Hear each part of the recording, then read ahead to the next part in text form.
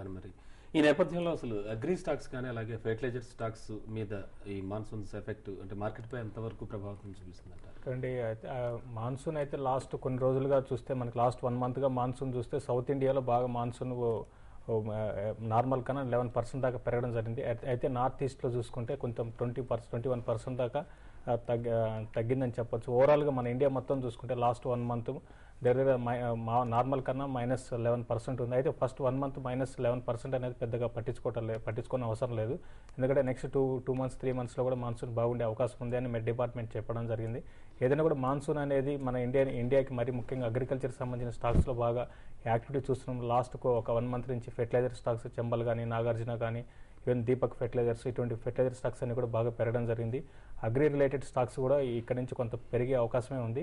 వీటికి సీజన్ కాబట్టి ఇక్కడ నుంచి ఒక నెక్స్ట్ 1 మంత్ 1.5 మంత్ ఈ అగ్రి బేస్డ్ స్టాక్స్ అన్ని కూడా కొంత పెరిగే అవకాశం ఉంది.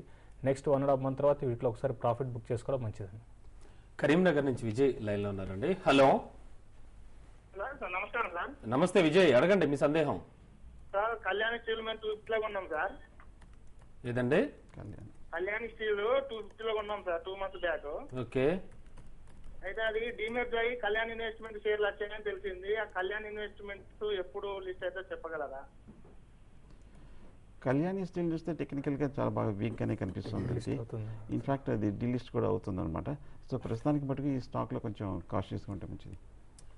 ఓకే అండి. ఇక ఒకసారి చూస్తే క్రూడ్ అండ్ గోల్డ్ వాటి పెర్ఫార్మెన్స్ ఎలా ఉండబోతుంది అంటారు?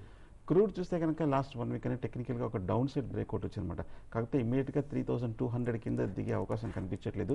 అలాగే అప్ సైడ్ కూడా 3500 3600 పైన నిలబడే అవకాశం కనిపించట్లేదు.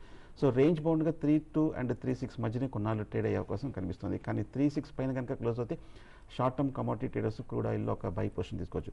అలాగే గోల్డ్ చూస్తే కనుక 19,000 నుంచి కొంచెం కరెక్షన్ అవుతుందన్నమాట. మన మార్కెట్ పెరగక ముందు నుంచి 2 days ముందే గోల్డ్ కొంచెం బాగా పట్టడం జరిగింది. సో దాంతో క్లియర్గా అర్థమైపోయింది గ్లోబల్గా స్టాక్ మార్కెట్స్ కూడా రికవర్ అయ్యే అవకాశం కనిపిస్తుంది. సో గోల్డ్ 18,200 దగ్గర ఒక సపోర్ట్ తీసుకొని ఇక్కడ నుంచి రికవర్ అయ్యే అవకాశం కూడా కొంచెం కనిపిస్తుంది. ఓకే అండి. బిజినెస్ బ్రేక్ఫాస్ట్ షోలో ఇప్పుడు స్మాల్ బ్రేక్ తీసుకుందాం.